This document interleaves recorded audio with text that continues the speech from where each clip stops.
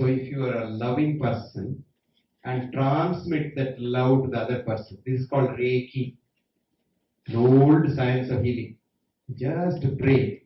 I tell you, it works so wonderful. And you can even do Reiki on your own self. Supposing you have a, let us say, headache. You just try this tomorrow. Most headaches, if not all headaches, are tension headaches. Supposing you have a headache, you pray God and say, my headache should get better. Let me do some Reiki. So you hold your hand on the forehead and one hand on the forehead. And just sit there for 5 minutes just doing nothing. If your headache doesn't go away, come back and tell me. It will go away. That's called auto Reiki. In short, you can transmit a lot of energy by touch. That's why I tell students who want to go to the medical college. If any one of you want to read, there's an article of mine. Do you want to be a doctor? Think before you leap. This article is on the internet. It's published by the Journal of Medical Education in India. It's published by a journal in America. I just wrote 3 things. Can you smile at someone naturally? First question. Not a grin. All politicians, when they want vote, that's a grin, and it's very strenuous to grin. About 150 muscles have to act wrongly. But smile. Each time you smile normally, simply smile. 18 muscles work to release opioids to make your day. Give somebody a smile in the morning, because you may need one in the evening when your spirits are down from someone else.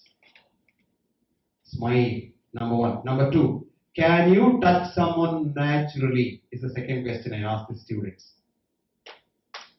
Many of us can't do that. Many of us can't do, hey, how are you? Put your hand around this thing. You can't do that. The hand comes back. You're timid. 3, do you have an insight into another man's problems? Not eyesight. Eyesight can be corrected with classes. If you don't have an insight, you cannot be a doctor. I said these are the 3 questions you ask yourself before you think of going to the medical school. If any one of these questions, the answer is no, please try business where you can make a lot of money by harming others. But in this field, you can't do money by harming others. You will help others. So, you must be a good researcher if you want to be a researcher. Next slide, please. So, I don't want to talk about this, but I'll tell you some of the best ways people do. One is called Texas sharpshooting, which I think I described the other way. Supposing I'm shooting, this like this. My hand is shaking, so the bullets go all over the place, Then after I've shot, I come here and find out. In this place, there are more bullets. So I put a circle and say, that was the target that I was aiming at. That's what most researchers do. They do all the studies and then find out where it is all coming together.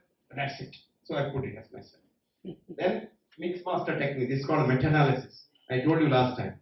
You put bananas, mangoes, sapotas, grapes, everything in a basket. Close your eyes, mix that thing, bring one up and say, this is the representative fruit to this basket.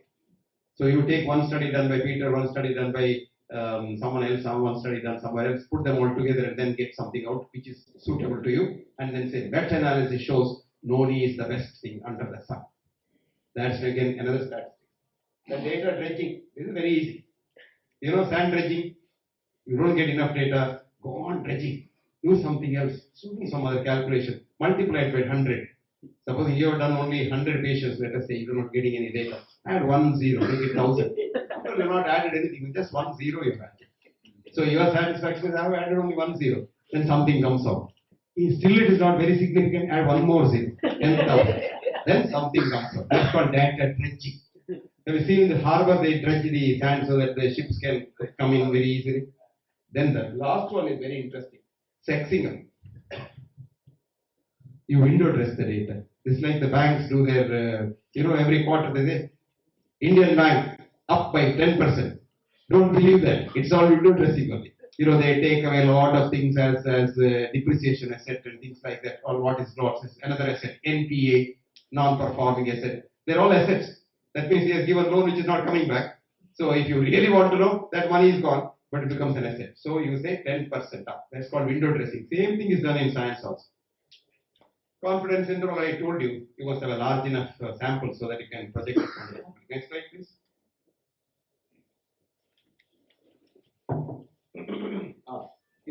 This I have already told you. The difference between the rishis and the present. Next slide. Now crossover time. I gave you an example of what I did for hypertension. You take a sample of people, 1000 people, 500 of them you give the noni first and only water first. Then cross them over. The noni fellows get water and the water fellows get noni. Get him a pillow. Neck may be pain. His neck is pain. Next slide, please. Now you must learn from history how we make mistakes. Now, if you do not learn from history, you will have to read the history. Now look at cholera. How many of you know the history of cholera? Cholera used to kill thousands of people.